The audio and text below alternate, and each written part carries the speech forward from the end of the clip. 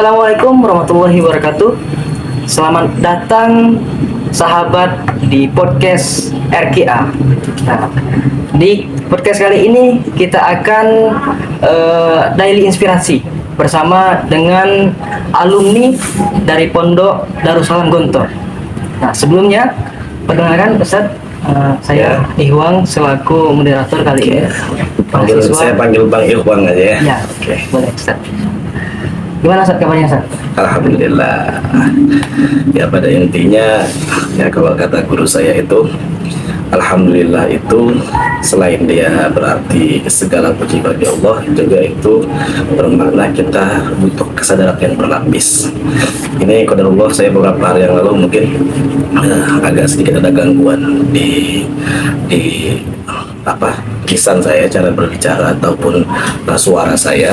Nah, dan ini menjadi ya tadabbur kita lah ya, ternyata ya kesehatan itu sangat penting ketika kita sudah berada di titik yang kurang fit seperti itu. Nah, ini juga dirasakan harusnya pada kita semuanya. Kita berkonsep bahwasanya bersyukur itu hanya pada materi yang kita dapatkan, betul ya? Kalau Bang Ihwan anak kuliahan ya? Iya. Iya, anak kuliahan. Itu biasanya kalau dapat nasi bungkus atau nasi kotak itu bilangnya apa? Alhamdulillah rezeki anak soleh. Ya, padahal ketika diminta sumbangan atau diminta sedekah sama kawan-kawannya, akhirnya apa? Hilang kesolehannya. Ya. Jadi kadang kita itu ya perlu seperti itu, ya perlu seperti itu.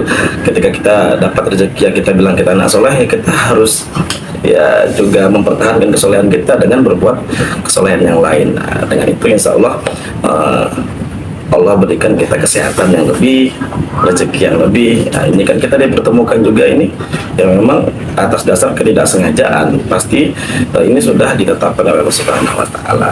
Insya Allah apapun yang diberikan oleh Allah ya kita harus syukuri itu semuanya. Sebelumnya Ustadz, lebih baik kita kan harus ta'aruf dulu nih. Oh, kalau iya. belum kenal maka ta'aruf dulu. Ya, Boleh Ustadz? takkan mata saya, bahasanya singkatannya takkan mata saya, tak kenal maka tak Ta'aruf. tak sayang ya. Tak ta'aruf. Oke. Tak kira ta'aruf itu hanya lawan jenis saja ya, rupanya sama jenis boleh ta'aruf juga gitu. Boleh. Kenal lagi. Oke. Boleh kenalan. Ya, oh saya ya. Yes. Oke, ya, seperti yang nanti di channel ini ya. Ya, nama saya Ustadz Nan Sukandil Harja. Ya, biasa dipanggil Ustadz Nan. Biasa kalau familiar banyak juga yang manggil Om Nan, Cak Nan, itu macam-macam. Ya, tapi kalau rata-rata di dunia Quran atau dunia pendidikan rata-rata manggilnya Ustadz Nan. Ustadz. Ya, itu. Ya, alhamdulillah sekarang ya profesinya. Iya, Ustadz. Kalau nanya Ustadz. profesi. Boleh. Kita kalau ditanya profesi itu idealnya sih ya kata guru saya, kalau ditanya profesi itu jawabnya guru ngaji kampung. Iya, guru ngaji kampung itu bukan maksudnya bukan seperti itu. Kalau kita bersandar pada hadis Nabi ya, khairukum man ta'allama al-Qur'an wa 'allamahu, profesi yang paling hebat itu adalah menjadi guru ngaji.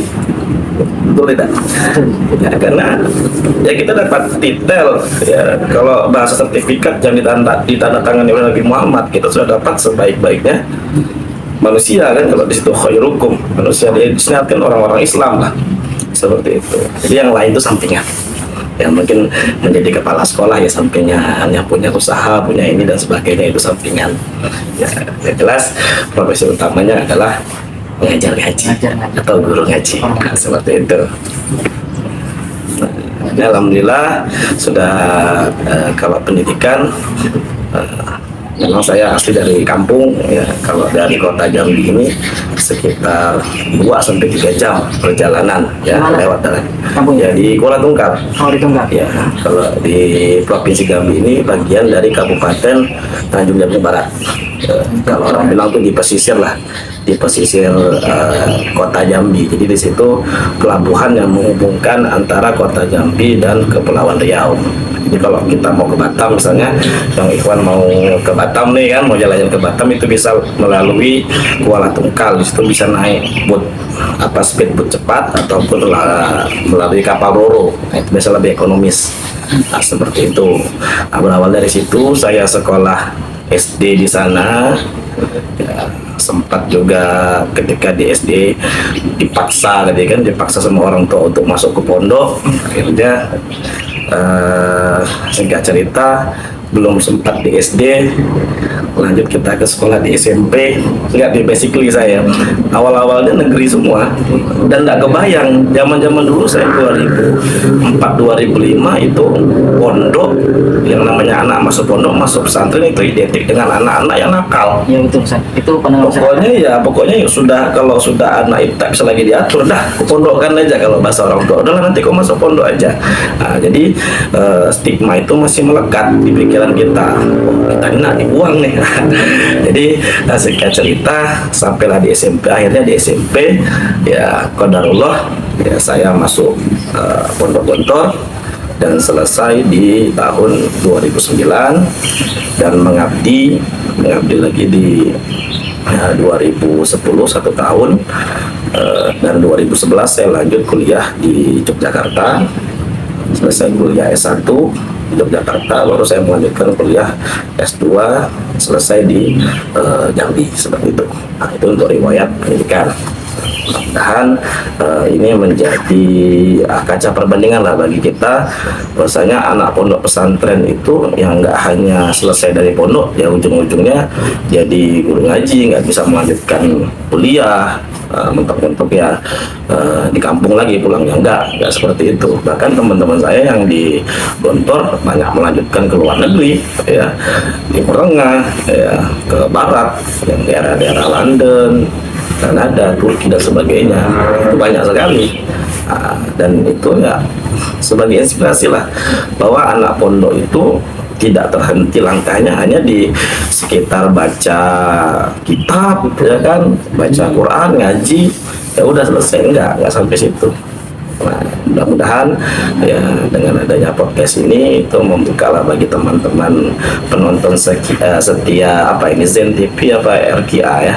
RKA. Oh iya, RKA. Masuk di channel YouTube Zen TV. Oh, ya di channel YouTube-nya ya, itu menjadi ya jawaban lah bagi wali murid yang masih ragu-ragu atas kualitas pondok atau pondok pesantren manapun itu, ya manapun itu.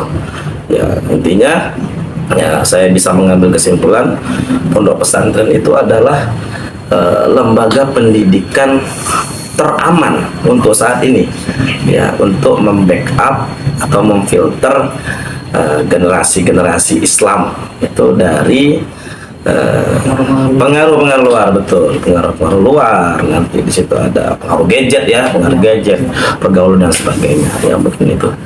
Ya itu yang saya rasakan. Kalau dulu memang kita merasa terpaksa untuk masuk pondok, dan sekarang kita malah bersyukur kepada kedua orang tua kita yang udah masukkan kita ke pondok. Seperti itu. Oke, sahabat RKA, kita sama-sama tahu Gontor itu termasuk pondok terbaik di Indonesia. Nah, Ustaz, alumni berapa Ustaz di pondok? Oh iya. Jadi sudah saya jelaskan, saya masuk Gontor itu tahun 2006. Ya, kelas 1 ya. Jadi di Gontor itu dia ada 2 tingkatan. Yang pertama ketika kita tamat SD, ya tamat SD berarti kita selesai SD langsung masuk Gontor nih. Nah itu kita menempuh pendidikan selama 6 tahun. Ya. Nah, dan saya kemarin posisinya ada di setelah lulus SMP, berarti saya 4 tahun di situ. Nah, jadi saya lulus di tahun 2009. Tahun 2009 itu tepatnya alhamdulillah saya dapat lulus di Gontor 1 dari pertama sampai saya lulus di kelas 6. Nah seperti itu, dan ditambah pengabdian di Gontor cabang. Itu kemarin saya dapat di Gontor Aceh ya, Darul Amin gitu. Ya, biasanya di pondok atau di sekolah-sekolah itu ada namanya organisasi, Ustaz. Oh iya, tentu. Gontor ini kan memang terkenal dengan ya kerapian organisasinya, kedisiplinan organisasinya. Ya. Banyak sekali organisasi yang ada di Gontor. Bahkan kalau kita masuk dan mencoba satu itu, walaupun kita dikasih waktu 10 tahun itu, kita nggak bisa bakalan ngicip satu-satu organisasi yang ada di pondok itu. Ya, makanya kalau saya pribadi kemarin qadarullah, dari awal masuk, langsung keterima di Gontor Pusat karena ada bimbingan dulu. Itu sekitar berapa bulan itu di Gontor Cabang. Kalau itu kemarin di Gontor 2, itu di daerah Siman, kan ada Siman, ada Gontor, itu nama daerah itu dua gitu. Jadi jaraknya antara Gontor 2 dan Gontor 1 itu nggak terlalu jauh, mungkin sekitar kalau naik kendaraan bermotor itu sekitar ya, 5 sampai 10 menit lah. Nah itu selesai saya di situ ya seperti apa ya, calon pelajar lah bahasanya, belum sah menjadi pelajar, tapi situ kita dibimbing apa saja nanti yang bakalan dites untuk masuk ke Gontor itu tadi tuh. Kalau dulu masih ada seperti itu, kalau sekarang udah nggak ada lagi karena tempat yang dijadikan untuk bimbingan belajar tadi, untuk calon pelajar tadi tuh udah dialokasikan untuk tempat belajar sekarang, maka tidak lagi. Jadi kalau anak-anak mau masuk Gontor ya persiapan sendiri dengan matang itu kan sebelum itu. Nah, itu tadi itu. Nah, akhirnya setelah masuk di tahun pertama, ya biasanya organisasi karena kita anak baru itu belum boleh terlalu banyak kegiatan karena kita fokus untuk memperdalam bahasa. Bahasa apa sih? Nah, dari situ kan kita bilingual language-nya itu kan kita pakai dua bahasa, ya, Al-Lughatul Arabiyyah wal Inggrisiyah, ya, bahasa Arab dan bahasa Inggris. Itu 2 minggu, ya 2 minggu dalam 1 bulan, 2 minggu itu selang-seling itu 2 minggu memakai bahasa Arab dan 2 minggu memakai bahasa Inggris. Nah itu ketika kita dalam minggu bahasa Arab itu kita tidak boleh memakai bahasa Inggris, apalagi bahasa Indonesia, apalagi bahasa daerah. Itulah disiplinnya bermainnya. Jadi kita pada tahun pertama itu fokus belajar bahasa di gedung baru, ya, gedung baru. Paling organisasinya ya organisasi yang ada di kamar dan di sekolah, seperti ya, mungkin ketua kamar, ya awalnya ketua kelas. Ya, alhamdulillah saya juga pernah menjadi ketua kamar, ya ketika di asrama. Alhamdulillah ya di situ organisasi asrama lah, ya kan. Nah itu di kelas 1, dan setelah saya di kelas 3 intensif, jadi kan saya kelasnya tamat SMP itu kelasnya intensif atak CV, ya itu kelas perlompatan karena kita lulusan SMP nih. Ketika kita kelas 1 itu yang kita pelajari adalah pelajaran kelas 1 dan kelas 2. Nah itu ya jadi tempuhannya itu semakin padat pembelajarannya itu. Jadi ketika kita tahun kedua itu sudah langsung naik kelas 3 intensif. Nah dan 3 intensif itu baru mulai. Ya di situ ada organisasi perpulangan akhir tahun. Ya alhamdulillah juga kita sebagai ketuanya. Jadi satu konsulat kalau bahasanya terdiri dari beberapa anak, ada yang pokoknya dari Jambi ini semuanya nih, provinsi Jambi. Ada dari Kerinci, ada dari Sarulangun, ada Bangko, ada yang Bungo, Tungkal, Sabah. Itu kita ngatur semuanya, satu gontor. Satu gontor, kita minta data-datanya sebagainya. Itu berarti kita di umur berapa ya? Itu sekitar kelas 2 SMA berarti. Nah, itu kita sudah berorganisasi untuk memikirkan orang banyak, gimana caranya pulang dengan selamat, bagaimana bisnya itu terkondisi dengan rapi, nanti makannya di mana, ketika di kapal kita harus tadi menjaga adik-adik kelas tadi, ya kan, ya sampai nanti biasanya kemarin kita itu berhentinya di asrama haji di sini, ya asrama haji di Kota Baru itu. Jadi di situ kumpul semuanya, baru kita serah terima kepada wali murid ya, atau wali santri lah seperti itu. Itu di kelas 3 intensif. Dan naik kelas 5, wah ini sudah tambah banyak lagi organisasinya, ya. Nah, di situ nanti ada ya, ketua konsulat atau organisasi konsulat tadi, konsulat Jambi, ya satu Jambi berkumpul. Nanti di situ ya menangani lebih besar lagi. Kalau tadi kan kita cuma membawahi kelas 1, kelas 2, kelas 3, ya kan, dan kelas 4 seperti itu. Nah, ini sudah naik lagi ketika kita kelas 5, itu kita membawahi kelas 4, 3, 2, 1, dan itu kita atur. Ya nanti ada kegiatan-kegiatan konsulat yang memang ya kita yang bertanggung jawab, ya, dari belajar anak-anaknya. Bahkan ketika anggota kita tidak naik kelas saja, ya kita bisa tanggung jawab gitu. Nanti ditanya sama musrif atau tanya oleh pembimbing dari konsulat kita, kenapa ini bisa kok nggak dilihat-liatin adiknya, seperti itu. Nah, itu di kelas 5 itu sudah pasti itu ya, konsulat itu semuanya, semua santri pasti dia ada di organisasi konsulat. Terus yang namanya kelas 5 ini di Gontor itu kelas yang ya kalau saya bilang ini banyak sekali tarbiyahnya. Jadi kalau filsafat Gontor itu apa yang kamu lihat, apa yang kamu dengar, apa yang kamu rasakan, ya semuanya pendidikan. Pendidikan. Ya tidak hanya di kelas saja kita dapat pendidikan, tapi selama 24 jam itu Belajar. semuanya kita belajar. Apalagi cuman sekedar organisasi, ya organisasi ini yaitu bentuk rapi dari ya bagaimana kita memanage kehidupan ini. Selebihnya ya di situ kita juga memanage gimana cara kita mandi.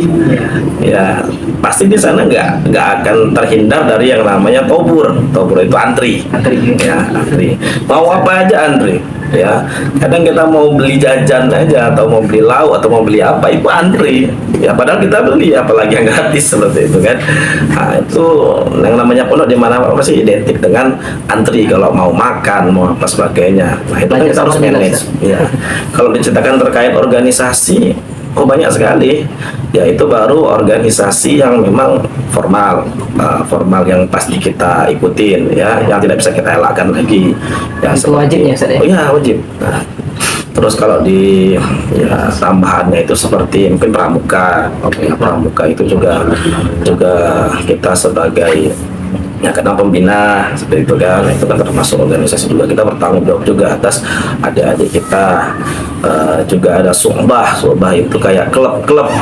Nah di situ ada misalnya klub bola, klub takraw, ya kan, klub voli, ya itu yang bagian olahraganya. Nanti ada juga klub yang bagian kesenian, ada yang bagian kaligrafi, ya kan, ada yang bagian craft atau apa ya, keterampilan dari barang-barang apa itu ada. Dan saya kemarin tuh memilih yang di musik. Apa, Ustaz? Ya, saya lebih ke musik ini apa kontemporer, Islami kontemporer. Ya, itu namanya senhada kalau kami bilang, seni hadroh Darussalam. Jadi fokusnya salawat di hadroh nanti dikolaborasikan dengan alat elektrik seperti itu. Nah, itu bisa kami sering banget nampil ya, nampil di pergelaran akbar seperti itu. Ada jalan namanya DA Drama Arena, ada PG Panggung Gembira. Nanti ada lagi misalnya event-event ya, kemarin saya sempat latihan untuk pospeda. Pospeda itu porseni pesantren daerah. Kebetulan Gontor kemarin terpilih untuk mewakili. Tampil juga di sana, Ustaz? Iya, itu ikut dilombakan kesenian se-Jawa Timur seperti itu kemarin. Ya, tapi qadarullah saya lupa juga kemarin itu jadi apa enggak ya. Yang jelas saya masih ingat latihannya, masih ada kaosnya, masih ingat saya ketika itu. Nah, itu di organisasi itu ya banyak lah, pokoknya kalau saya ceritakan ya kita butuh sampai 45 ini kalau ngomongin organisasi aja ya, karena Pak yang namanya Gontor identik, kita tidak bisa mengelak dengan yang namanya organisasi di sana ya. Kita jadi anggota aja kita sudah masuk dalam organisasi ya. Nah, di situ yang jelas yang bisa saya garis bawahi atau yang saya ingat yaitu ketika di kelas 6 mungkin ya, di kelas 6 atau kelas akhir di situ Setara dengan SMA, Ustaz, ya? iya itu sudah kelas akhir, pokoknya sudah mau kuliah lah, seperti mau sudah selesai. Nah, ini lebih besar lagi tanggung jawabnya karena yang dipegang itu adalah organisasi pondok modern ya, organisasi pelajar pondok modern, OPPM-nya ya, itu lebih luas lagi karena kita bersinggungan dengan satu pondok. Nah, saya masih ingat kalau nggak salah di Ramadan itu saya bagian keamanan. Nah, yang keliling-keliling pondok menjaga keamanan pondok lah ketika bulan Ramadan, karena kan Ramadan sepi tuh. Iya. Ramadan sepi karena anak kelas 5 pada perpulangan. Jadi kita yang kelas 6 ya jaga pondok, sama kelas 5 yang mungkin karena kelas 5 nggak boleh pulang, terus jaga pondok karena dia mau kenaikan kelas 6. Dan kita kelas 6 menjadi keamanan. Terus ketika di Syawal saya pindah lagi ke bendahara, bagian bendahara pusat ya. Nah, terus ketika di OPPM-nya tinggal berapa bulan, nah itu saya ikut dipilih menjadi organisasi kantin belajar. Kantin belajar ya, di situ ada kurang lebih sekitar 5-6 stand. Ya, saya bertanggung jawab atas satu stand itu menjadi bendahara di situ. Dan luar biasa ya, uang masuk dan keluar di sana. Yang ketika saya menjabat apa ya, bukan jabatan ya, diamanahi lah ya, diamanahi pondok menjadi organisasi bendahara pusat saja, itu saya sepertinya masih ingat itu ya, ketika ditanya oleh pimpinan pondok berapa jumlah pendapatan pada bulan Ramadan ini gitu, apa bulan Syawal ini, sekitar 1 miliaran. Bayangkan anak SMA ya kan mengelola uang 1 M.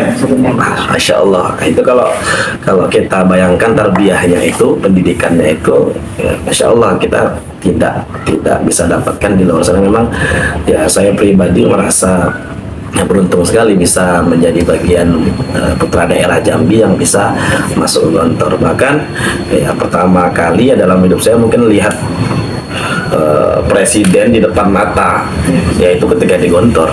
Jadi sudah biasa di Gontor tuh datang presiden, ulama-ulama besar udah biasa.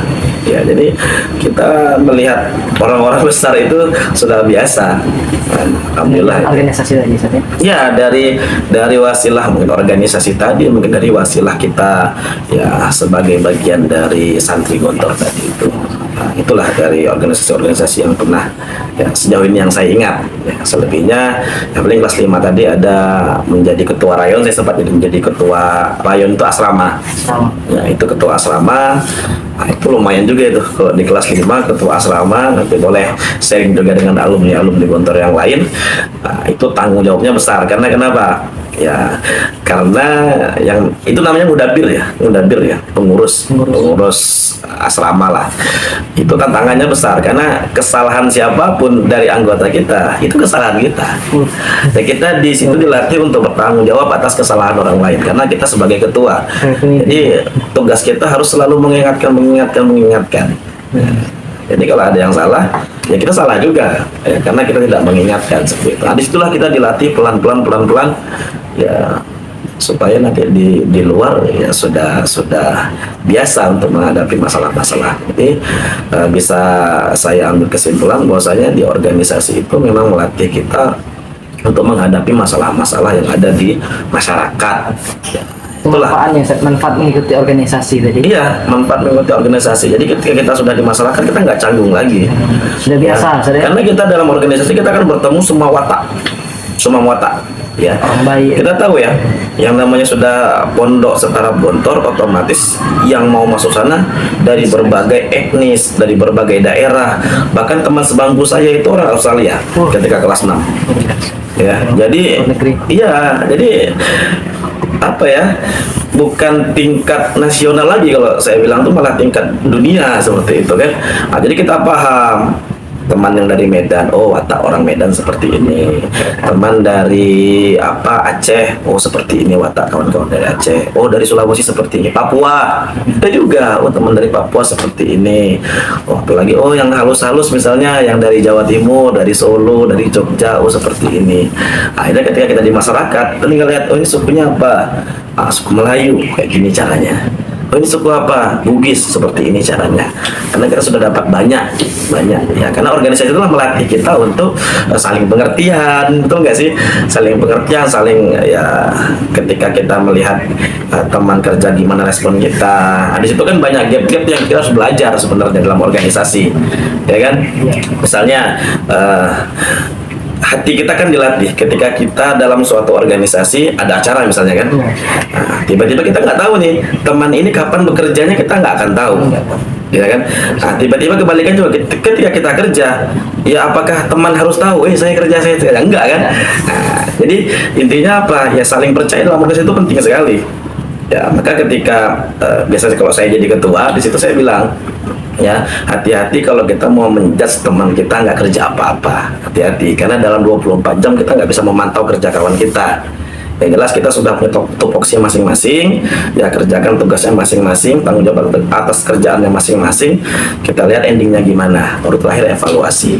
Nah, dari itulah nanti ketika kita keluar, kita menghadapi acara apapun, menghadapi masalah-masalah apapun, kita sudah punya solusinya di awal.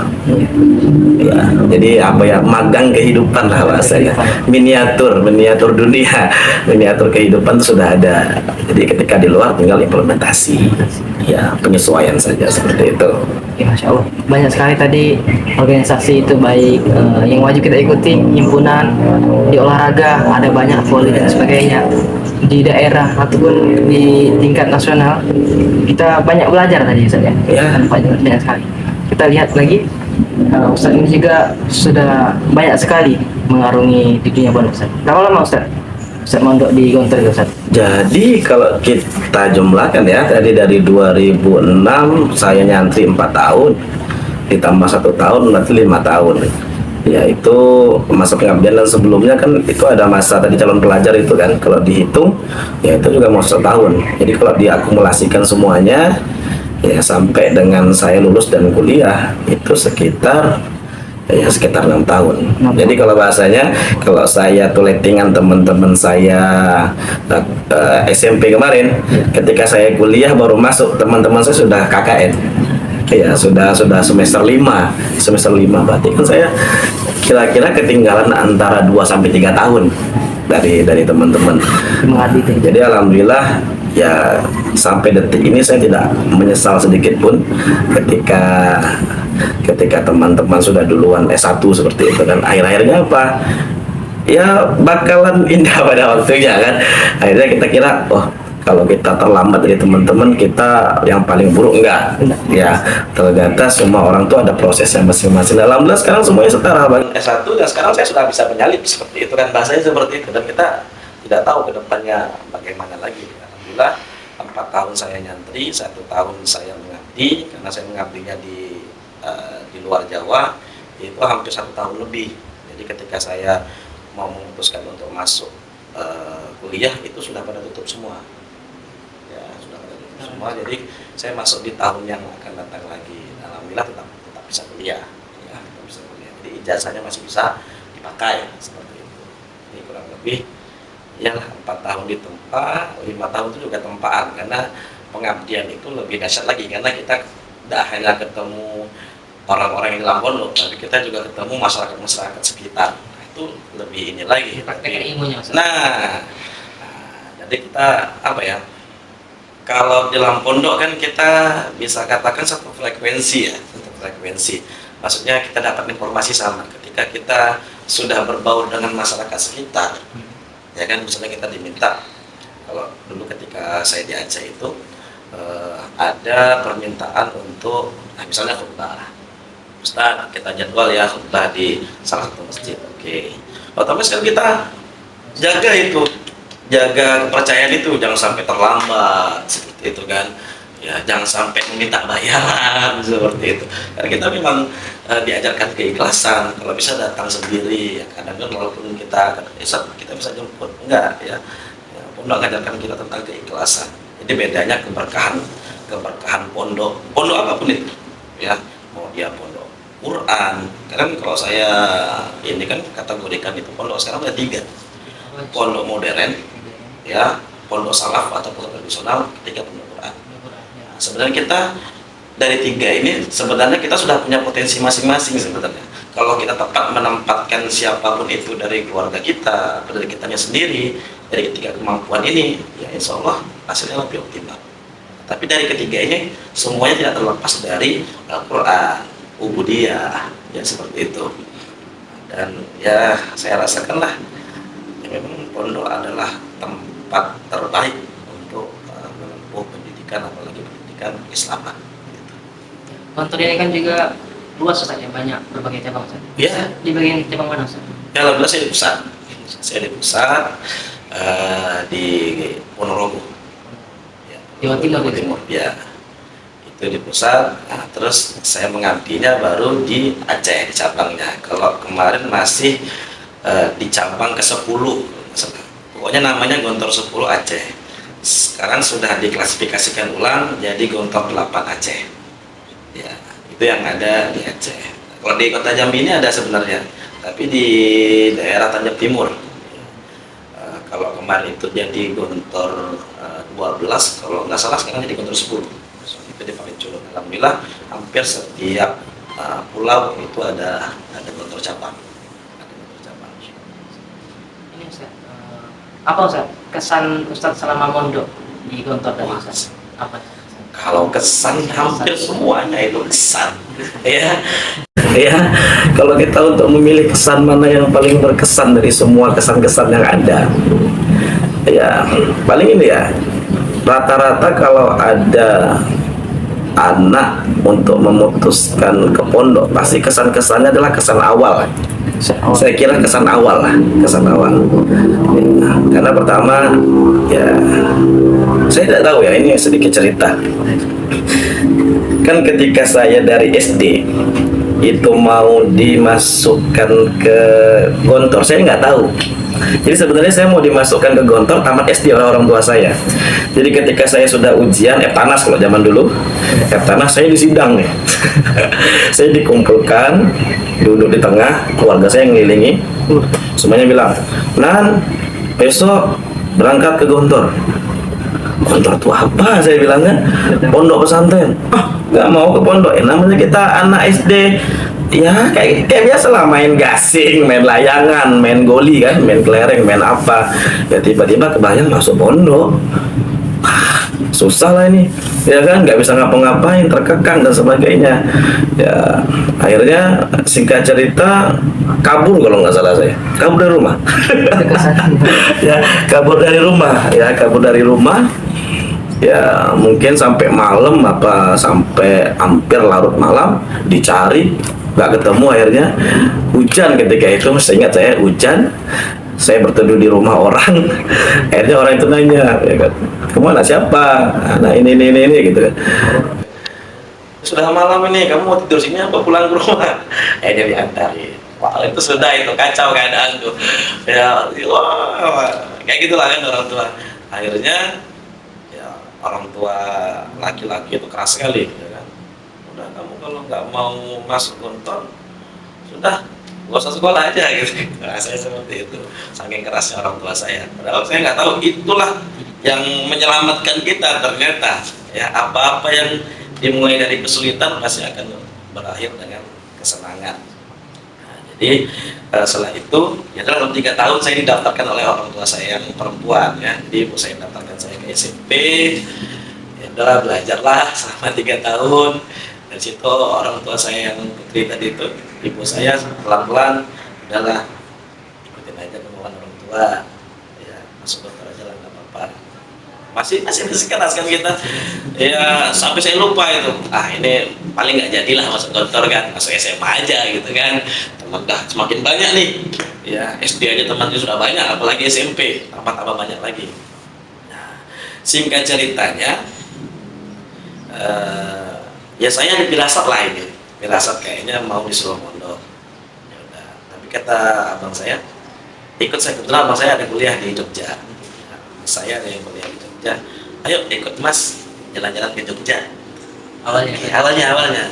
Oke, karena pertama, ya jalan-jalan lah gitu kan, ya walaupun nanti masuk pondoknya, cari cara aja untuk ini kan, untuk keluar, kabur dan sebagainya. Namanya juga nggak kebayang bakalan, ternyata pondok itu sangat luar biasa. Terus sampai Jogja, dikasihlah ya menikmati suasana Jogja lah ya sebenarnya. Kalau pernah main ke Jogja, ya saya yakin kan tidak mau pulang cepat lah ya kalau kita jalan-jalan ke Jogja, karena ya kota belajar, apa-apa murah, terus tempat rekreasi banyak, ya kan, orangnya ramah-ramah dan sebagainya gitu kan. Nah, terus sudah beberapa hari, udahlah kata abang, "Yuk ikut, kita mau silaturahmi ke rumah-rumah Pak Le atau rumah-rumah Om lah, gitu, adik-adiknya bapak gitu yang ada di Jawa." Udah silaturahmi satu-satu rumah-rumah. Itu belum kepikiran tuh, belum kepikiran banget pondoknya itu gimana, saya nggak tahu. Saya nggak pernah dapat informasi terkait Gontor itu gimana. Nah terus setelah itu udah siap, ayo siap lah. Nah ayo kita sekarang jalan-jalan ke pondoknya. Bahasanya masih jalan-jalan nih. Jalan-jalan ke pondoknya. Oke, masuk. Rupanya pas pendaftaran. Jadi saya nggak diantar ke orang tua. Diantarkan ya abang saya tadi itu yang kebetulan kuliah. Ya, tahu sendiri kan kalau abang kan beda kan, beda lah saya dengan orang tua kan. Kalau orang tua kan memang betul-betul kita didampingi. Ya kalau abang yang sekedar daftar, belikan kasur, belikan lemari, ya salin, tiba-tiba pas lihat hilang. Jadi mungkin kesan lebih lebih terkesannya di situ karena kita masih hati setengah-setengah untuk masuk ke pondok pesantren. Ya tiba-tiba dihadapkan dengan pondok pesantren yang ya bagi kami ya sebegitu disiplin lah ya. Jadi di hari pertama itu saya masih bingung ya, karena yang lain kan pada didampingi oleh orang tua dan saya dalam hitungan menit sudah ditinggal oleh wali saya atau yang ngantar saya kan. Tiba-tiba saya bingung.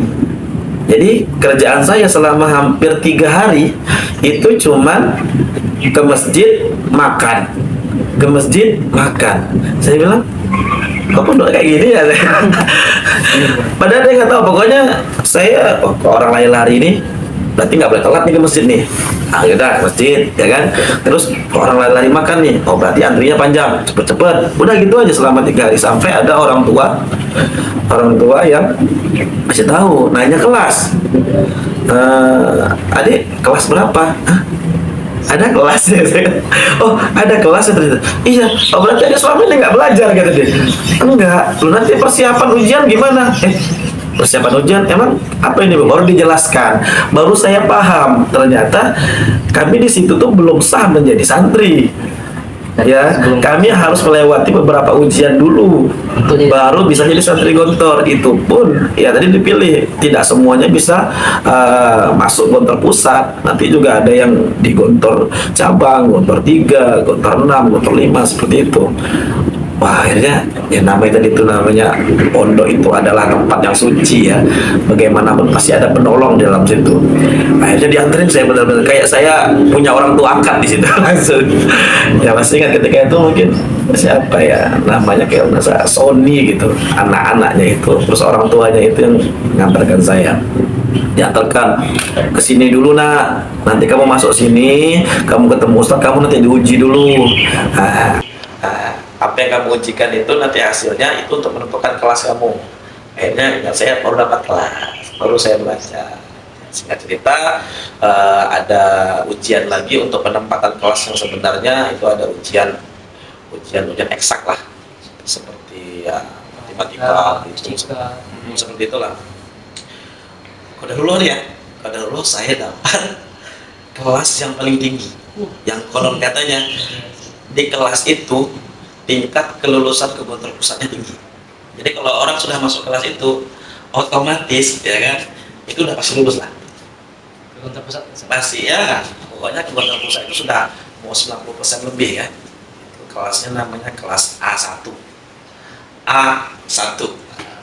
Julukannya A1 to cool seperti itu. Nah itu paling kesan-kesannya seperti itu. Baru di situ mulai enjoy nih, mulai enjoy. Oh kok ya walaupun kita ya bahasanya diserahkan begitu saja dengan pondok, tetap ada yang mengawal. Allah tuh bakalan kirim orang-orangnya, orang-orang terbaiknya untuk menuntun kita gitu.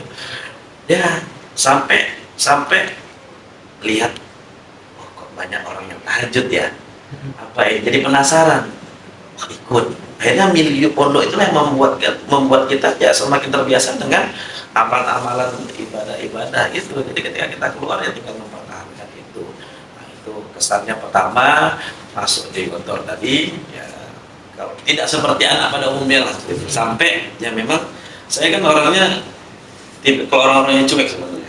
Jadi kalau saya di rumah dulu itu ya paling cuma mandi, ganti baju terus keluar lagi, main di mana, pulang-pulang sudah malam seperti itu kan. Saya rasakan banget ketika itu pertama kali ditelepon oleh orang tua. Masya Allah, itu pertama kali ditelepon, Assalamualaikum, gimana nak, apa kabarnya nak, bentar di sana.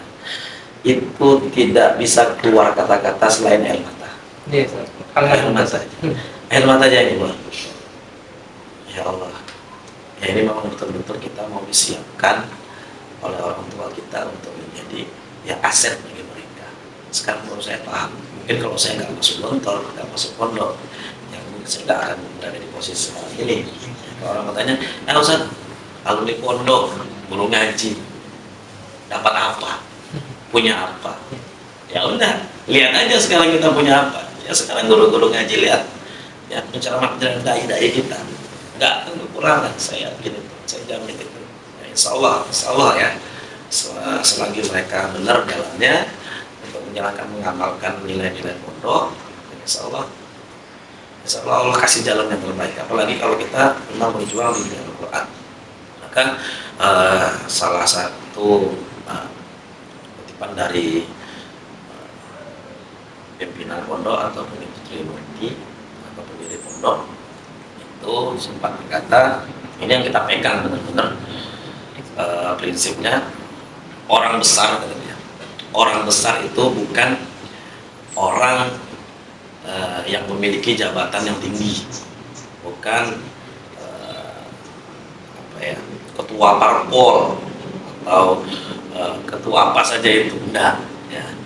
Jadi orang besar menurut Trimurti atau pendiri Gontor itu adalah orang yang mau dan ikhlas ya untuk mengajarkan ya ilmu-ilmu Islam, ilmu-ilmu ya terkait Islaman lah, termasuk Quran ini di pelosok-pelosok negeri, di kampung-kampung halaman seperti itu. Nah itulah orang yang memang ya dibilang Gontor itu adalah orang-orang yang besar.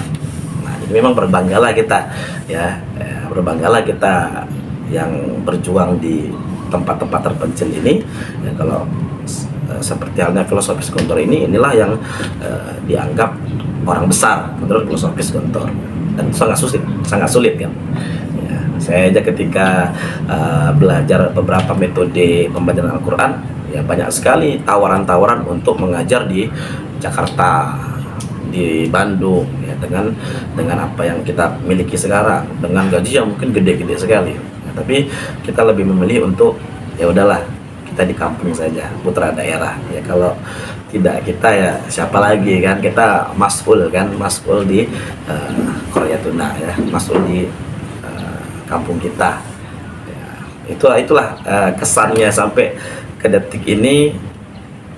Dengan ya mungkin awalnya saya tidak menyangka bakalan ya bisa di Gontor, terus lulus Gontor Pusat sampai kelas 6 ya, dan lulus, terus ngabdi dan lulus ya, alhamdulillah, dan mendapatkan pencapaian organisasi yang menurut saya ya tidak semua orang bisa merasakan itu ya. Tadi itu yang saya bilang ada ketua rayon itu nggak nyampe puluhan rayon, puluhan asrama di situ, dan orang-orangnya pasti orang-orang terpilih yang menjadi ketua rayon, nanti menjadi organisasi tadi. Ada yang saya mulai tadi ya dari keamanan, dari bendahara, dari kantin dan sebagainya. Nah itu kan ada 3 organisasi yang memang ya qadarullah ya kita dapatkan itu semuanya. Sampai ketika saya menjadi ustadz pun saya masih mengurus kantin ya. Jadi ketika di Aceh kemarin anak-anak sering keluar makan ya kan, akhirnya dibotak gitu kan, kesian gitu kan, alasannya kan kenapa kalian makan di luar ya, di dalam cuma ada koperasi ya, makanannya cuma kue-kue gitu aja, nggak ada makanan basah. Akhirnya ya dari situ udahlah saya buat kantin ya, akhirnya kantin yang ngurus kantinnya itu cari anak-anak santri-santri yang bisa membantu. Itulah kesan yang mungkin kalau diceritakan semuanya kesan ya, apalagi kalau tadi itu kesan pertamanya yaitu ya, kita masuk, kita tidak tahu hal apa-apa, tiba-tiba ya Allah giring kita nggak akan dibiarkan begitu saja ketika kita sudah memutuskan untuk jalan yang baik seperti itu ya. Mungkin ini apa perbedaan pondok-pondok Gontor kan pondok terbaik dengan pondok yang ada di Jambi Sat?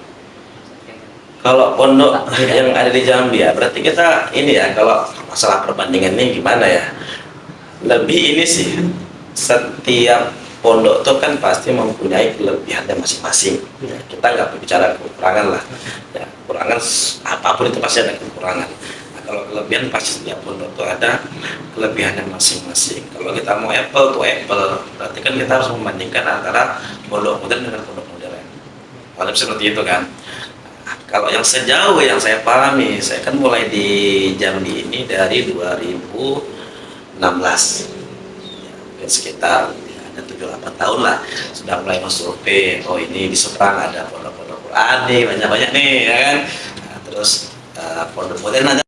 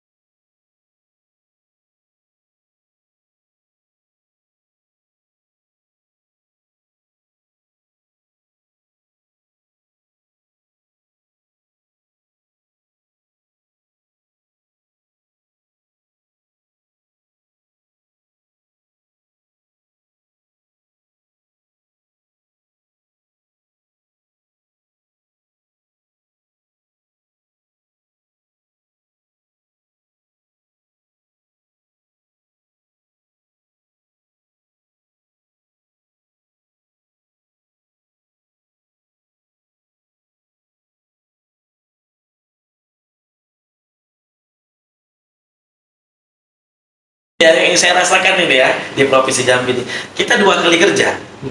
Pertama, moral, akhlak, attitude itu kita benerin dulu. Itu di awalnya. Itu di awalnya. Kalau sudah bagus, mereka paham, taklimul muta'im dan sebagainya, baru kita mudah Masuk ke ilmu. masukkan ilmunya. Itu aja sih. Tapi kalau memang ya tidak menutup kemungkinan, pasti ada juga pondok yang ya mementingkan adab tadi itu dulu. Jadi ketika dia sudah selesai terkait adabnya, itu otomatis ilmu akan nyalur dengan sendirinya. Itu aja, cuma percepatan aja.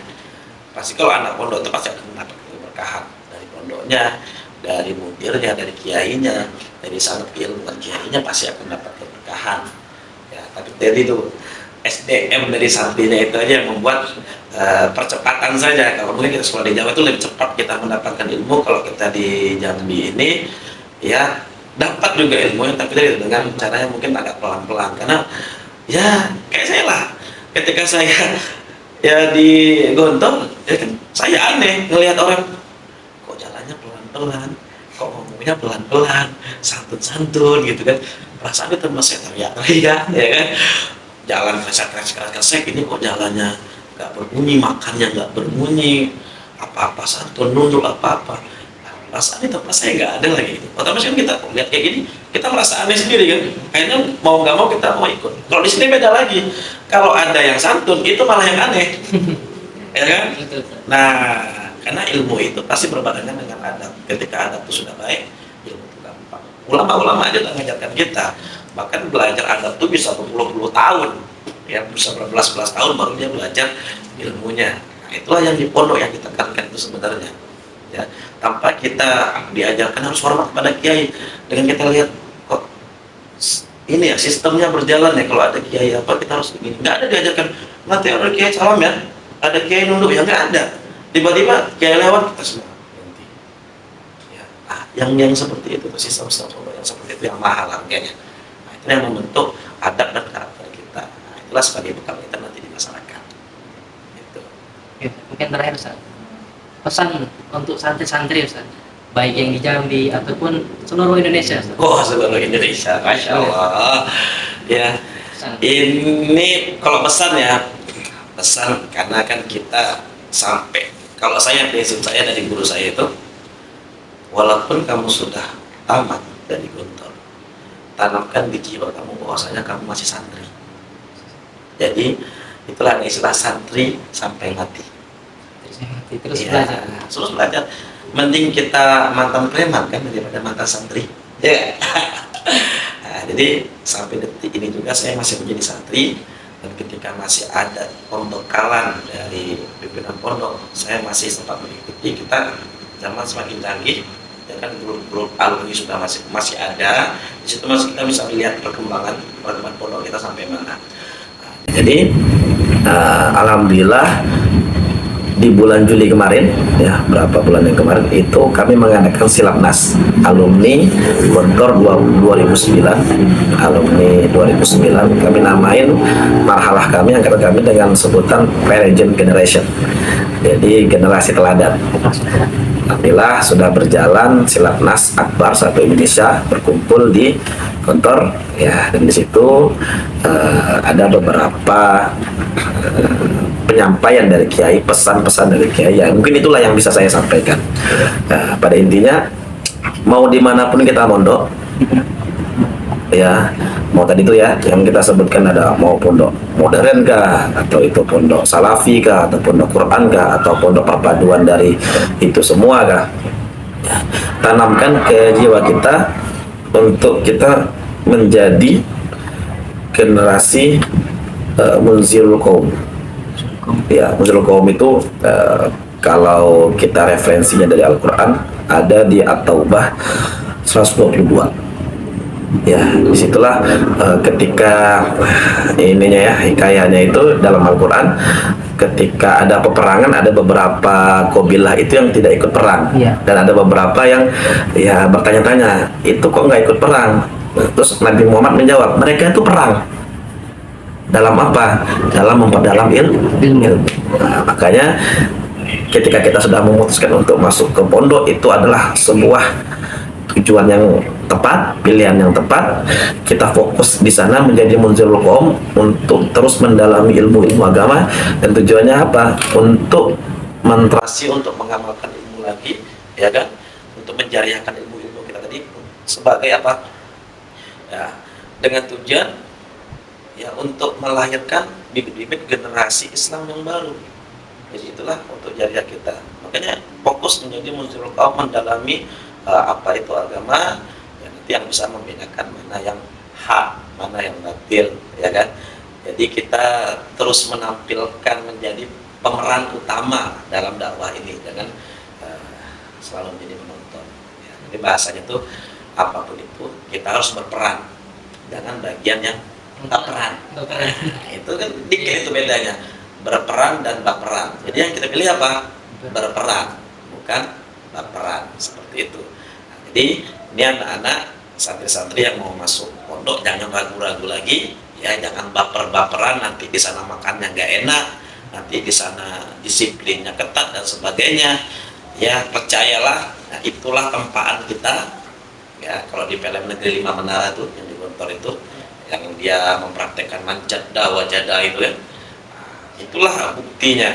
Pisau aja yang tumpul, ya itu kan dengan yang begitu sungguh-sungguhnya itu bisa mematahkan apapun. Ya apalagi kalau kita masuk ke pondok terus menemukan metode yang tepat, kita tidak susah-susah lagi untuk yang mengamalkan apapun. Kita karena punya sangat keilmuan yang jelas, punya metode yang jelas dalam mengembangkan ilmu. Jadi kita tidak harus bekerja banyak, tidak harus bekerja susah, tapi hasilnya sama. Nah, itu ya, mudah-mudahan Provinsi Jambi ini penghasil santri-santri terbaik, ya, menghasil orang-orang alim, soleh yang terbaik, semuanya dari generasi-generasi emas, generasi-generasi Islami, Rabbani, Qurani yang ada di Provinsi Jambi. Terima kasih ya Ustaz tadi telah memberikan sharing time bersama Rumah Quran RQA. Terima kasih Ustaz. Mungkin itulah sharing time bersama Ustaz Nan di Rumah Quran RQA. Sampai jumpa di podcast kedepannya.